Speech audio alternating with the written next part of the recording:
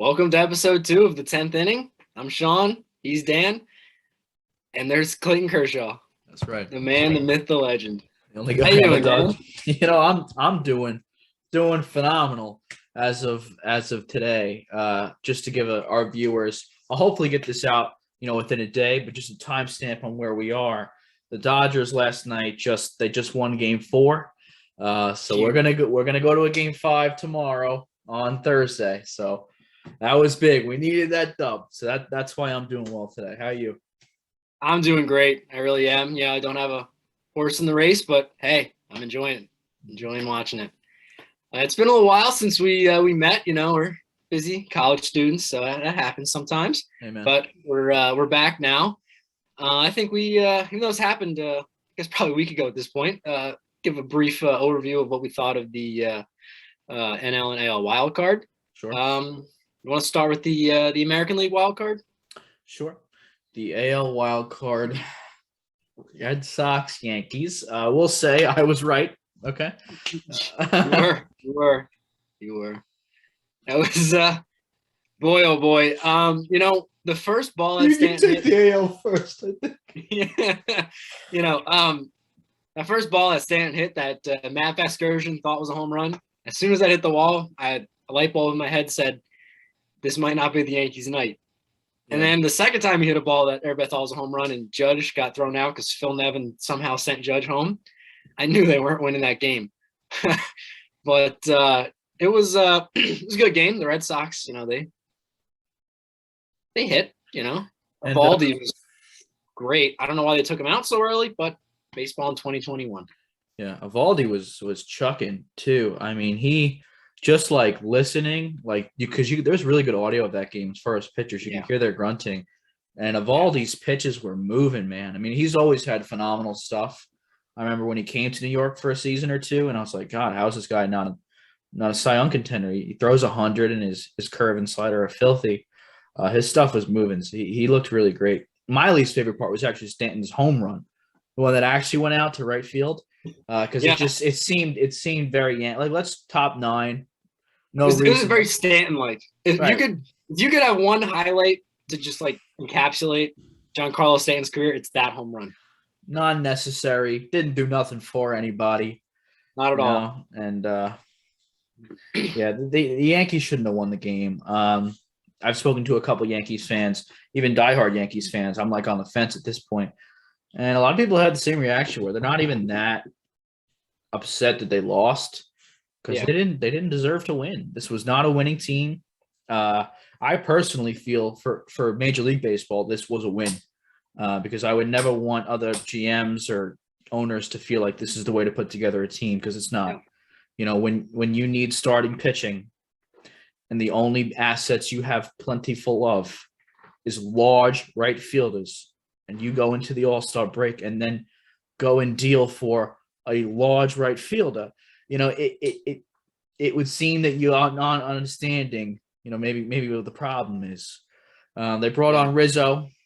We did have a first baseman. It was difficult to watch the decisions they made, bringing in. It was. Yeah. It was.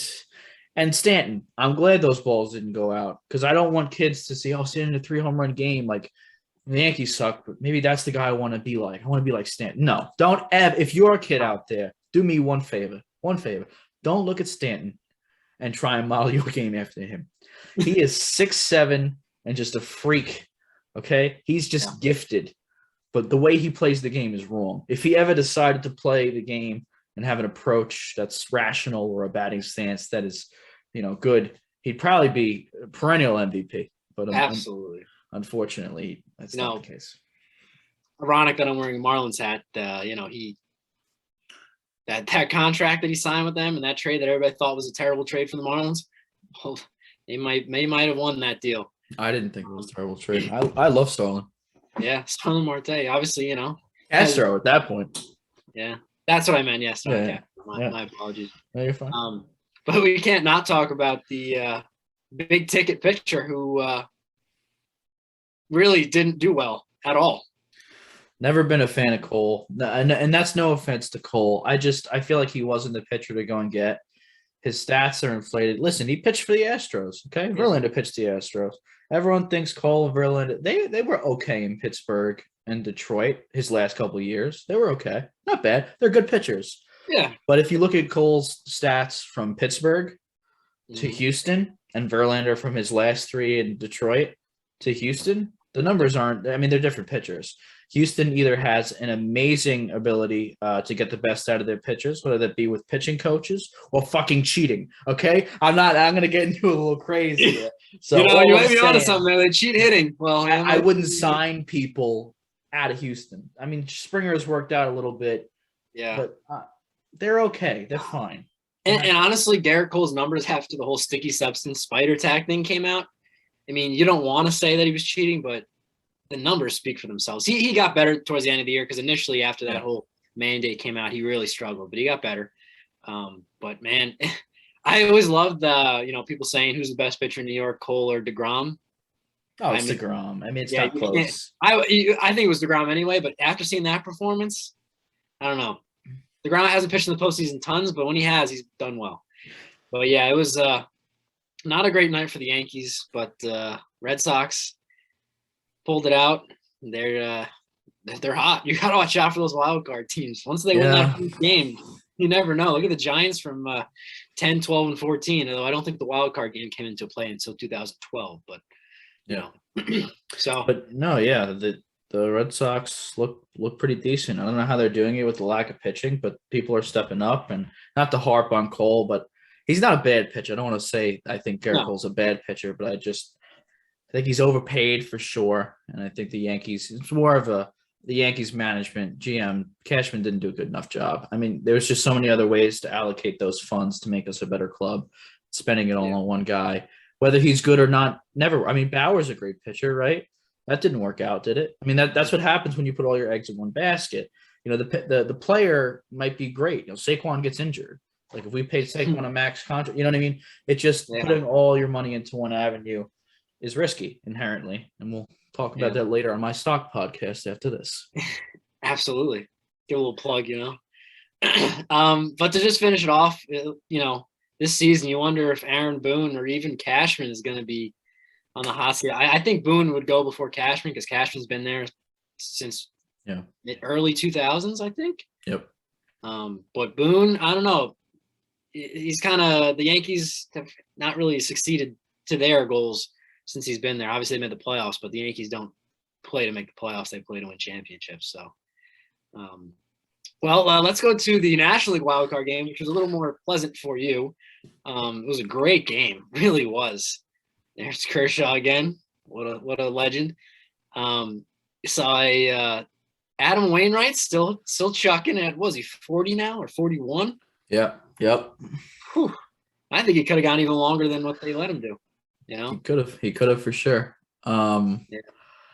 I was happy with the result. I wasn't surprised by the result. I was recording it on my phone the moment it happened because I said to myself, finally, we actually have a Dodger coming to the plate. And they have to Billy McKinney, and no offense to the great Albert Pujols, but I'm telling you, man, there's a Dodger and there's not a Dodger. And Dodgers get it done in the playoffs. The second Chris CT walked up to the plate, I'm like, the game's over. This is Chris Taylor. I don't care he's 1 or 5 for 80. I don't care. This is the play. This is different. This is a different story. This is Chris Taylor. This is a stud. This is a clutch player. Absolutely. I knew it. I knew it. 2-run bomb to end the game. I mean, my heart was in my throat the entire night, of course. Not an easy way to go about it, but just happy it went the way it did. 106 wins gets you a wild card. That's what it gets you. That's wild. I mean, could you imagine? I think if the Cardinals won that game, there's a 3-game series in the wild card next year. I think that's the case because as good as for baseball as it is to have a wild card game, 1-game playoff, the intensity, to have a team that wins 106 games, get knocked out in a 1-game playoff after playing 162, it just doesn't seem right to me. No. But Chris Taylor came through in the clutch. He did. And not to mention Cody Bellinger. He played a key role there. Cody did. I knew he didn't have a good season, but I didn't realize he hit, was it 172? Cody's bad this year, offensively. Defensively, still a stud. Doesn't make any sense. I mean, he wins an MVP, was it 2 years ago at this point. Yep. But hey, he got I forget. Did he get? He had a single, right? Or did he Yes. walk? No, he walked. Walked and then he stole second. Walked and stole second. Yeah. Yeah. It's huge. I mean, he would have scored either way on the home run, but you never know. Runner on second base affects the pitchers, affects the signs and everything. Yeah. So you never know what could have happened. But a classic National League game, typical low scoring American League wildcard game. Yeah. I wouldn't say super high scoring, but more runs, which follows the usual path. Right. But yeah, those games were a good start to the postseason, I guess you could say. Yes, they were. Obviously, some of the division rounds already finished up. We only have one going currently. Which division round do you want to dive into first? Let's. I'm going to let you take the Braves versus Brewers series. I watched some innings of that, but I was so busy I didn't get to watch a lot of that series as much as I wanted to, and I love those teams. Yeah, I watched a fair amount, not as much as I would have liked to, but still a good amount. The Braves starting pitching. I mean, the whole series, both teams starting pitching. Yeah. But boy, oh boy. I mean, the first game, I believe Rowdy. Last name, is it Tellez? Tellez. Huge home run. All right. The Brewers, I believe they had 93 wins or 93 to 96, right around that range there. Yep. And Braves only had 88.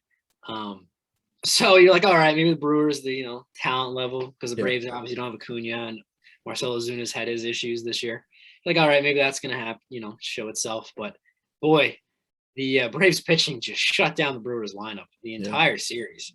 It was something to watch. If you like good low scoring baseball games, that was your series.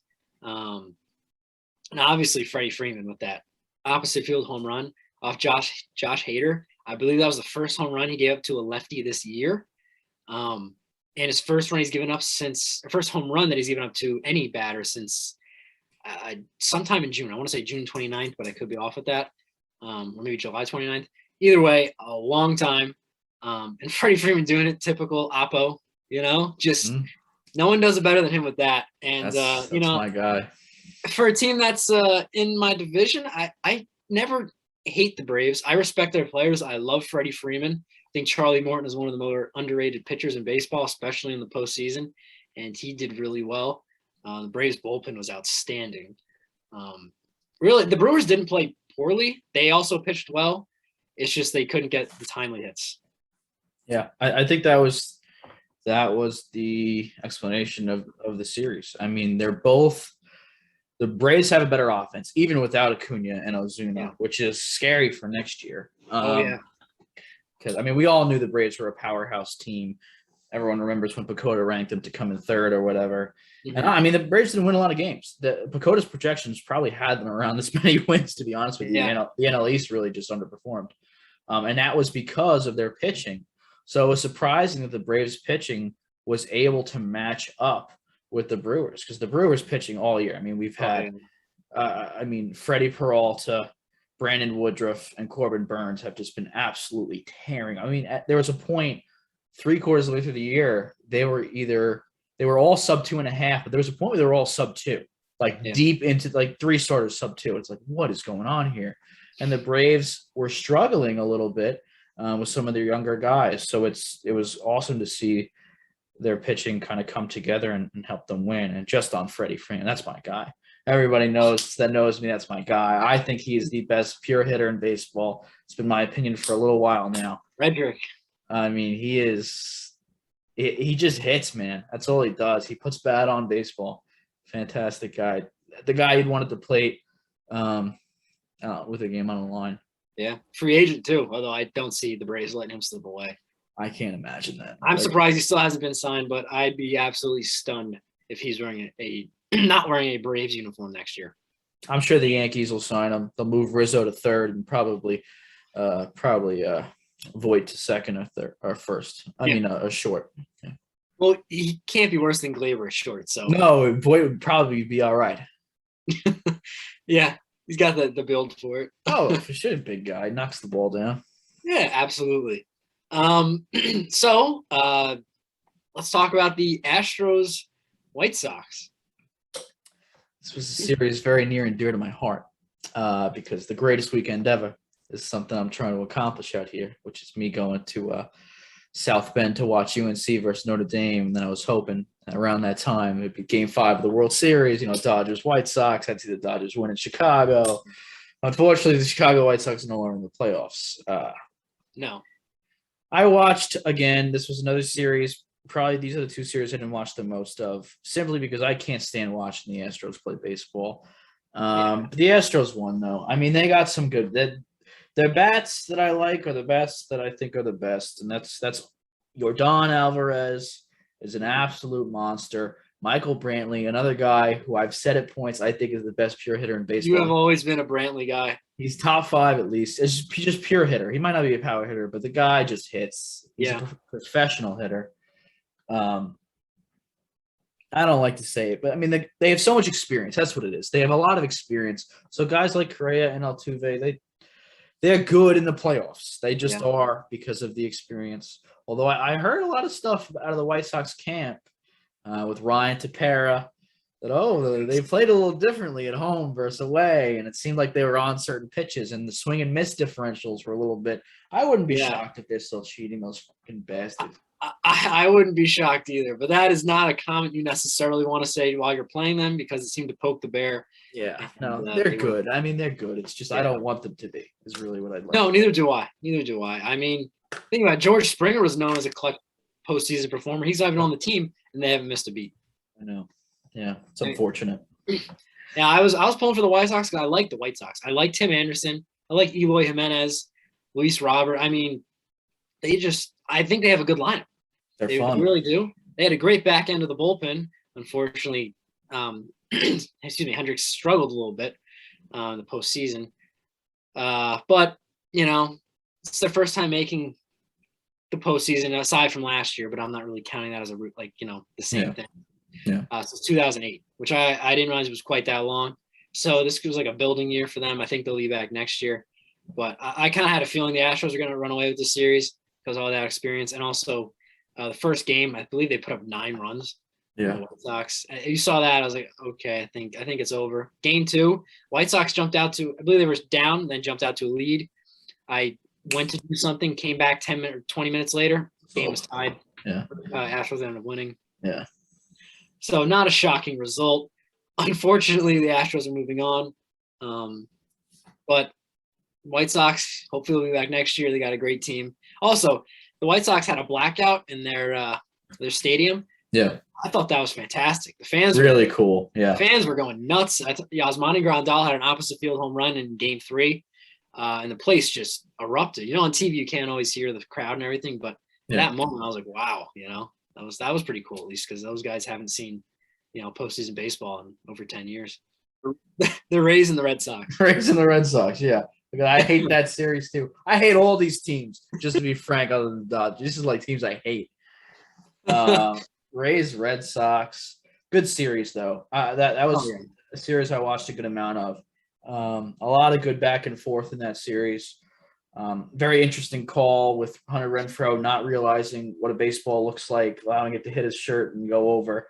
And then the Rays don't win that game, possibly because of that. Yandy Diaz scores probably if Renfroe doesn't knock his tit on the ball over the wall. So interesting, though. But, I mean, hell of a series again. And the Red Sox offense, man, they kept it chugging, and they got them through. Kike, all I'm going to say is Kike Hernandez, ex-Dodger.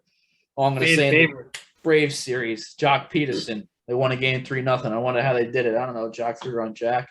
Looks like the Dodgers are winning the postseason, if you're asking me. Yeah, much like the Cubs. Right. A little Chris Bryant action. Yeah. But Game 1, I thought the Red Sox were done after that. Randy Arozarena stole home, which is the first time I've ever seen that live while watching a game. It was unbelievable. That was awesome. The Trop, who knew they could sell that place out? Place was loud. Nelly Cruz had a home run off of the C ring, which apparently is a home run on the grounds rule. But I saw last night, Alex Verdugo was talking about, or the other night whenever the Red Sox clinched, because the Rays were eating popcorn in the dugout in Game 1. And the Red Sox kind of saw that. and took some offense to that, which you can understand. Gave him a little motivation. So maybe the Rays should not have been doing that. I don't know. But it was a good series. Game 2 was another roller coaster. All these games were very competitive. Yeah. I mean, the Red Sox went up 2-0, I believe, after the first inning. And Jordan Luplow hits a grand slam off Chris Sale, who I believe went 1 1/3, 1 2/3, maybe 2 innings. Mm-hmm. Another big, time pitcher, not really doing well. But boy, the Red Sox are resilient, and they might be. I don't want to say team of destiny, but boy, they are getting hot. Their pitcher wasn't supposed to be a strength. Their bullpen wasn't supposed to be good, and the bullpen hasn't looked bad.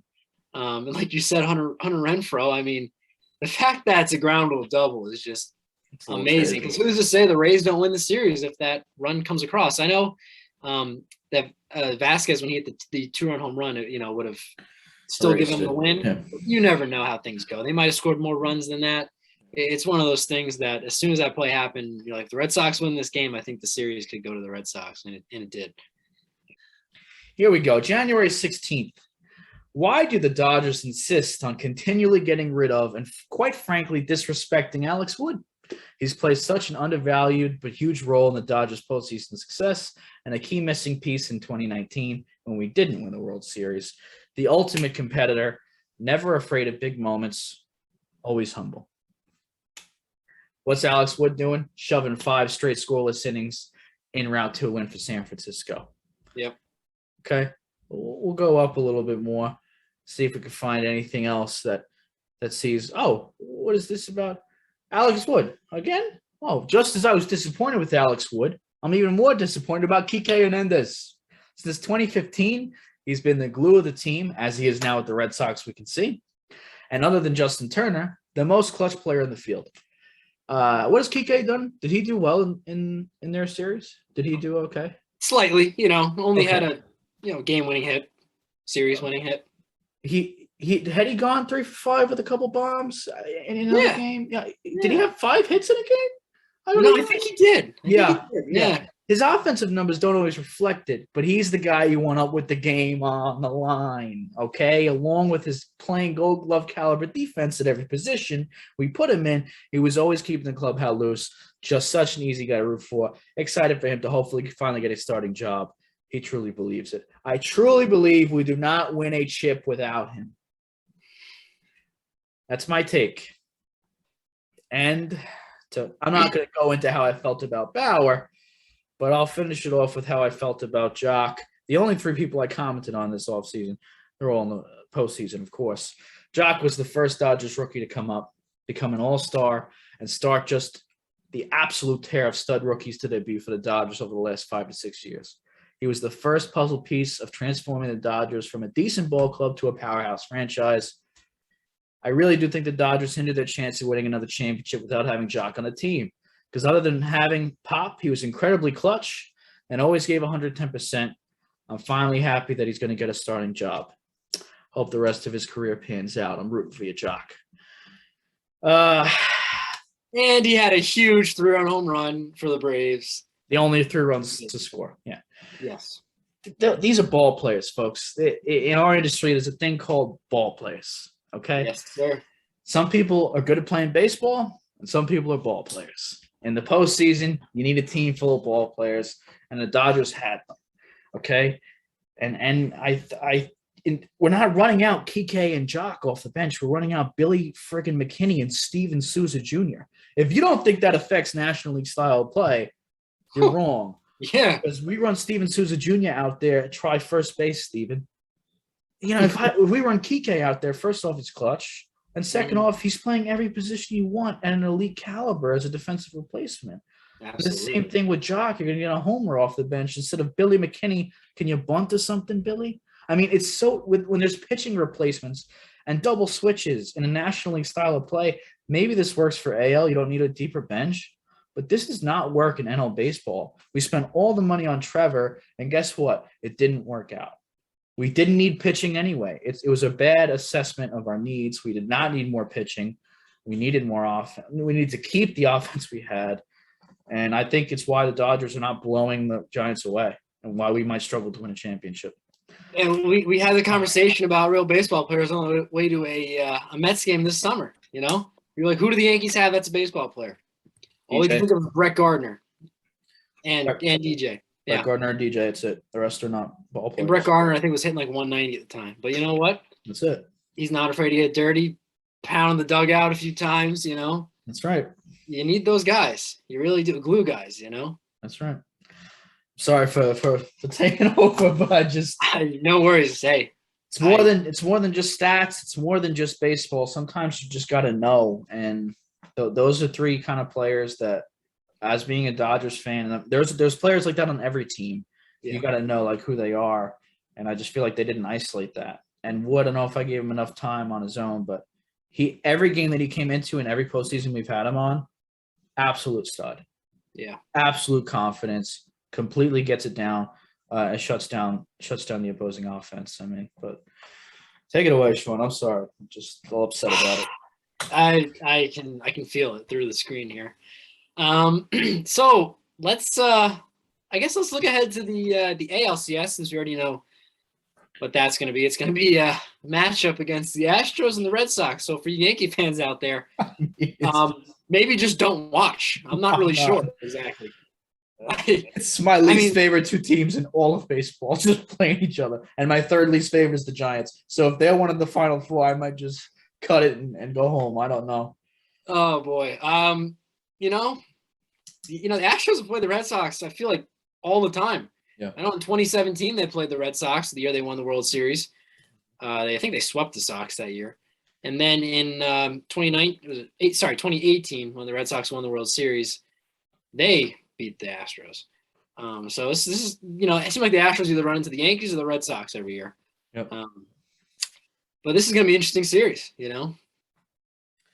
one team that's hot and one team that's, good the whole year. They both have experience. The Red Sox have been in the playoffs, many times recently. They got Alex Cora behind the bench, which if you watch the AL Wildcard, A-Rod would not shut up about Alex Cora and the effect he has on the team. Yeah, repeatedly, over and over again. He did not have a great night announcing, but we'll get into that another time. What are your thoughts on this series here, Dan? What do you think? I think it's terrible for baseball. No, it's going to be a good series. They're two teams that people are very passionate about, one way or the other, and I think that's great for baseball. Oh, absolutely. It doesn't matter, where you feel about them. These are two teams people have a lot of feelings about. So it's going to make for some really exciting games. I think they're going to be high scoring. I think there's going to be a lot of theatrics. There's players on both sides. We're talking Correa, Altuve, frankly, Kike. Haven't even mentioned Verdugo yet, but I'm not going to get back on the rant. Verdugo's has some moments this postseason. Hey, you guys heard him for Mookie. I don't know. Woo, I love Mook. Yeah, but there's going to be some theatrics. There's some guys on both teams, and of course Devers, who I think is. Oh, absolutely. I say it all the time, but really like top 5, top 10 pure hitter in the game. If you gave me my list, it sounds like I keep saying like there's a million guys on that list, but really they're just all in the postseason. Yeah. Coincidence? I don't know. I don't think so. I don't think so. But yeah, that's going to be a fun. I think my gut tells me the Red Sox are going to win. For some, I don't know why. I think what there's I'm just a feeling right now. My brain tells me Astros just because of the experience.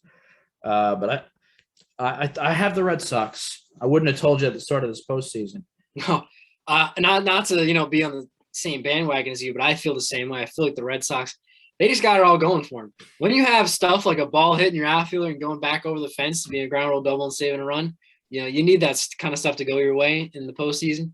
Yeah, and they have it going their way. I mean, I guess the Astros have better pitching than the Red Sox, but the same thing was said about the Rays, and they didn't win. So, one thing I will say about this postseason, not to go off on a tangent here, has showed the value of a good starting pitcher. Look at the Rays.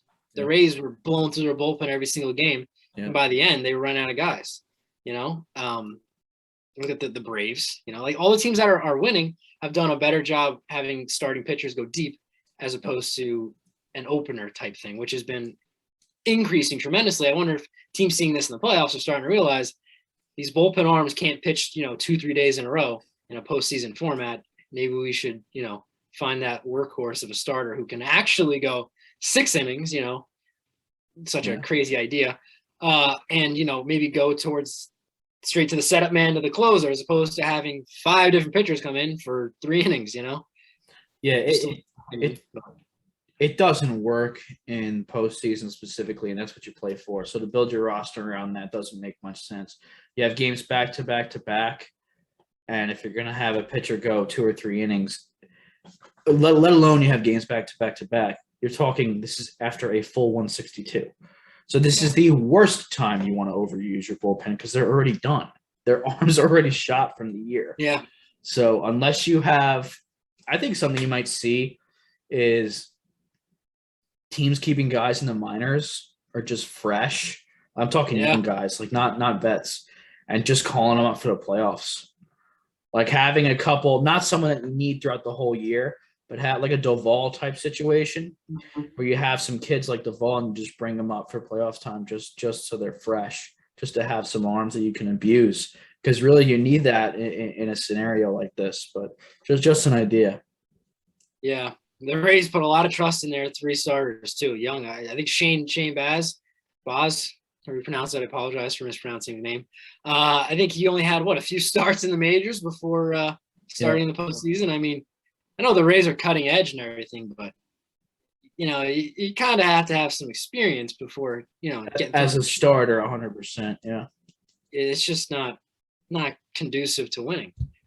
Also, I should have said this when I was talking about the Rays earlier. Before Game 2 of the ALDS, there was a tweet that came out from I forget which site, quoting the Rays owner or president or one of the higher ups saying that full year regular season baseball can't survive in Tampa Bay. Is there a worse time to put out that information than before Game 2 of your team being in the ALDS? I mean, are you trying to lose fans? You don't have a lot of fans to begin with. Are you trying to alienate them further? I don't know. Just something I saw. And also the idea of Montreal and Tampa Bay. I think that is really dumb. I know the Nationals the Expos split time in 2004, I believe, between Puerto Rico and Montreal, but everybody knew they were going to be moving to DC in next year. So, but I don't know if this is just a ploy to get a new stadium or what, but the Tampa Bay Rays are a heck of a team on the field, but off the field, they just keep embarrassing themselves with all of this, nonsense. Just something I saw, and I just figured I wanted to give my opinion on. No, you're not wrong. The Rays are the best and the worst franchise in a lot of ways. Their owner refuses to open up their pockets, but their scouting and development is fantastic at the same rate. I guess it's really the owner. I mean, refuses to put money into the stadium, have the worst stadium in all of baseball, refuses to put money into the team, and expects to win. And God bless it, they are. But I mean, like, they could really be just so much further ahead if they just had any help from the ownership. And it's crazy because they're a winning team. It's not like they're not bringing in, or they couldn't bring in revenue. So it's odd that they're not interested.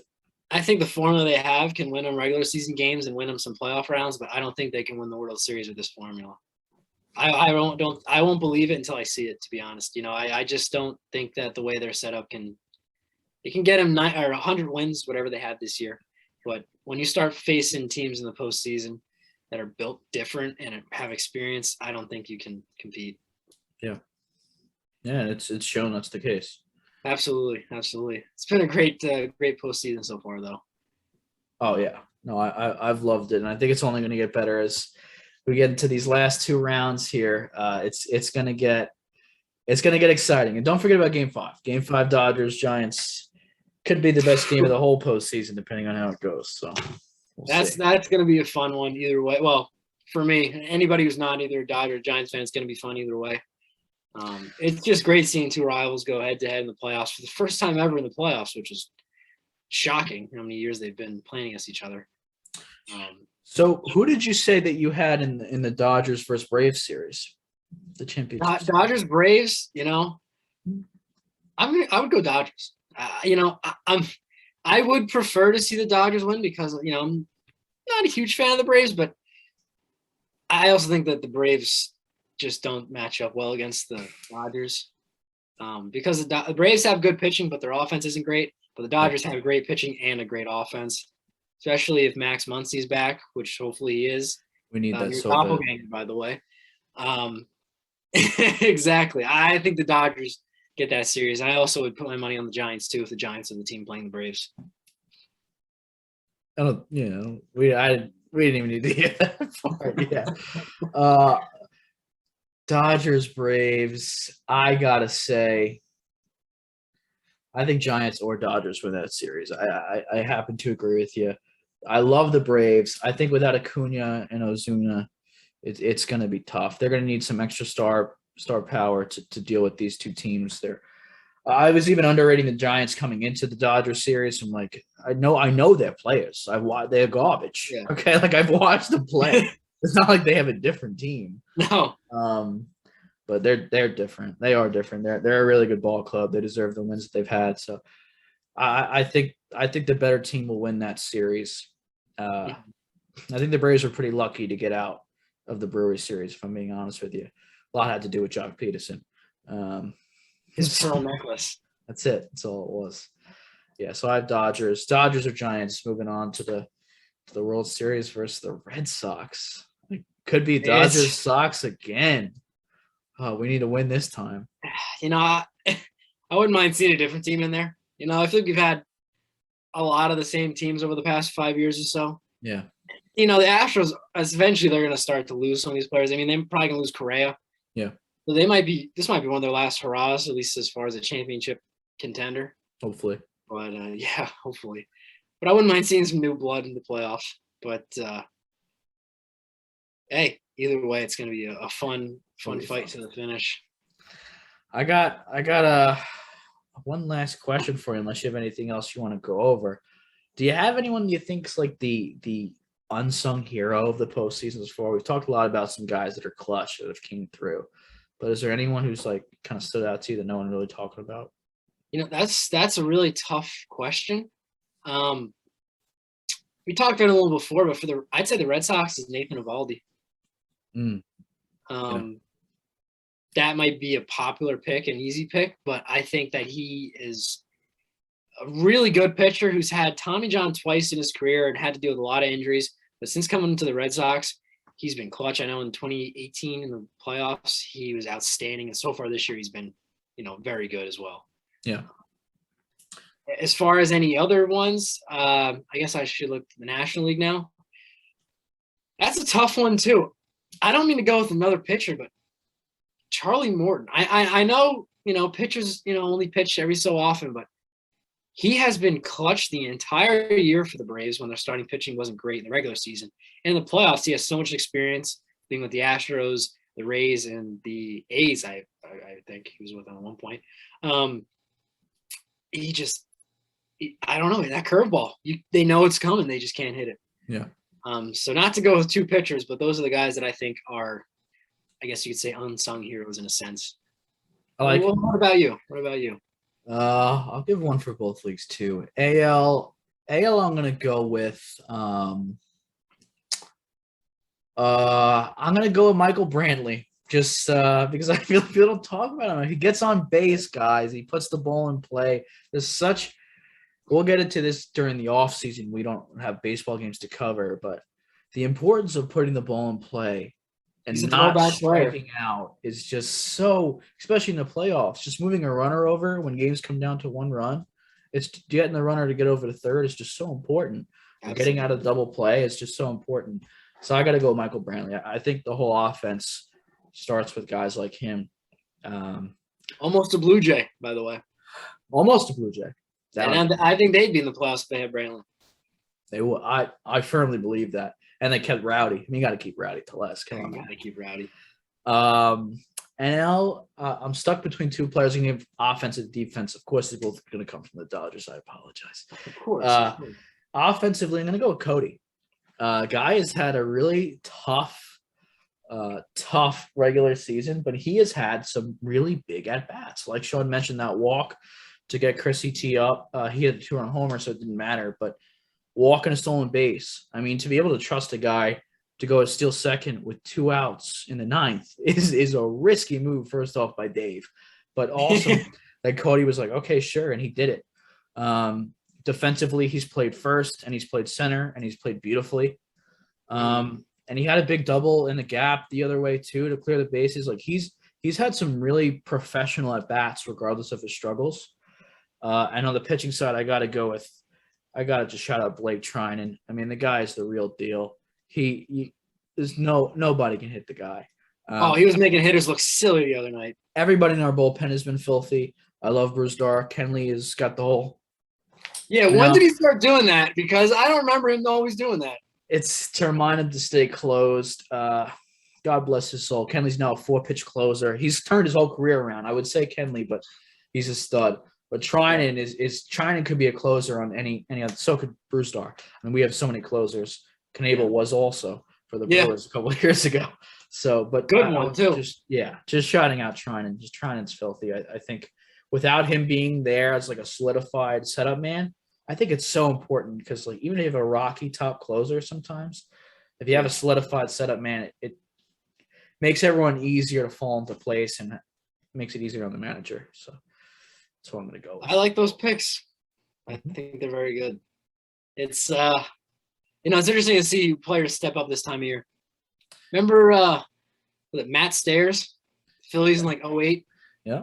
Who knew Matt Stairs? But he had some clutch home runs in the postseason. These guys just Daniel Murphy. I mean, these guys. I was going to go year for year with you. You don't want to go year for year? 2010 Cody Ross. In 2011. Oh, you're 2011. I got 2010 Cody Ross. David Freese. Yeah, come on. I was going to say Sean Taleo, baby. Every year there's a player. 2012. I think 2012 was the Panda. I might even go Brian Wilson with the beard in 2012. He revolutionized, and I'm saying that half jokingly, the closing position with the beard, the tattoos. Like he was a personality, and now you see other guys doing that. Who you got in 2013? 2013, who won? That was the year the Red Sox won. Wasn't that like Marco Scutaro or something? That's a good call with Marco Scutaro right there. That's a good call. Wow, I wouldn't have got that. 2014 was the Giants. Giants again. God, I hate those. That was Mad Bum. I mean, that was all Madison Bum. Oh yeah. 15. That's you. Near dear to my heart. The Royals beat my Mets. I think that's Eric Hosmer. Oh, I was going Alcides. I was going a little Alcides on you. Hosmer had a couple clutch. Well, he ran home when Lucas Duda threw the ball away. That's more so Lucas. Put salt in a still open wound, even though it was 6 years ago at this point. Or Lorenzo Cain, they both were good. But yeah. Right. 2016 was the Cubs. The Cubbies. That. God. There's a plethora of people you could pick from that team. Benny Zobrist.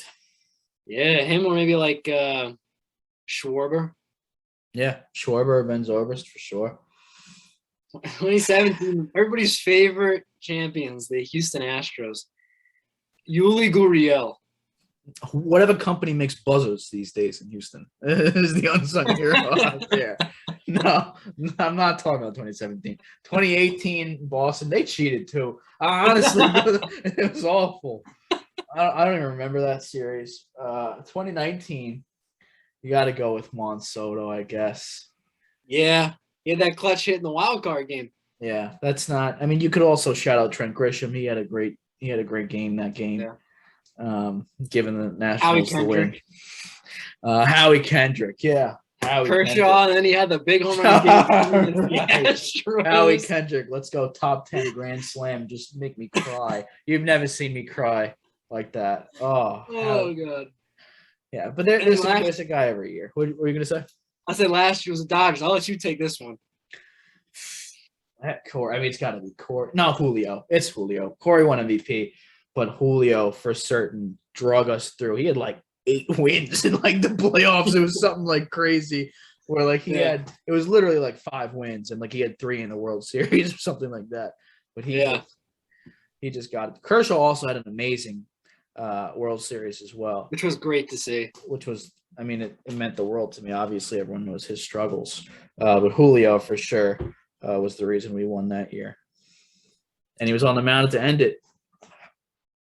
Yes, he was. He was. Oh, In case anybody doesn't know, I work summers at the Hall of Fame. So I heard that final out about 1 million times, throughout the summer there. yeah. But yeah, that was a great postseason, and you were in attendance. Actually, you ended up in a fountain that night. Am I correct? I did, straight from Julio's last pitch, pretty much fountain with a lot of shirtless people, a lot of shirtless drunk people. That's how you catch COVID if you ever wanted to catch COVID. go to Texas in the heat of a panty and jump in a fountain, and that's pretty much a one-way ticket. I haven't approached you about this yet, but we'll see tomorrow night, depending on my availability and your availability. Maybe we we hop on during the last couple moments of the game. I will try and put myself in a position to be able to do that regardless of what the situation is. You'll have to understand if I'm emotional. I understand. But I think it could be a fun, a fun little, 10, 15-minute snippet of just the last couple innings and just talking through how we feel in game instead of just our recap. Yeah. Well, with baseball, someone who doesn't know baseball is it's boring. No, you watch a game, regular season, every pitch isn't as important, but a postseason, every single pitch, you feel the intensity. The pitcher holding the ball, looking at the runner on a second, you just feel the intensity. And that's something that, we kind of miss, I guess, by just glazing over the series. Yeah. But I think a live stream would be good if it works out that way. And hopefully for your sake, the Dodgers are winning. And I guess hopefully for the sake of the viewers, because it can get ugly if they're – It'll get ugly. It'll get real ugly. Frankly, it'll get ugly if they're winning. I mean, it's just going to be ugly. I'm not going to be in a normal mental state, unfortunately. And if you think this is not normal, don't join the live. I mean, it's going to be bad. But that's all I got, Shawnee. You want to close us out? Yeah, I guess so. As always, thank you for listening and watching. 10th inning. We appreciate the love and support. And we are on social media. On Instagram, we are at the 10th inning. There's probably an underscore in there, but I can get it right. Eventually I'll learn it. I'll throw it on the screen here somewhere. Okay. Fantastic. But yeah, if you guys give us a follow on Instagram, that's where we'll post the link. Actually, the link to our channel is on the bio. And we'll let you know when we post a new episode. Yep. And we're on YouTube at the 10th Inning Pod. We are the 10th Inning Podcast. So check us out over there. Leave a comment, subscribe, do all those fancy things that you enjoy doing with other things. And we will see you with episode 3, which could just be me freaking out about the Dodgers losing. So we'll see. We shall see.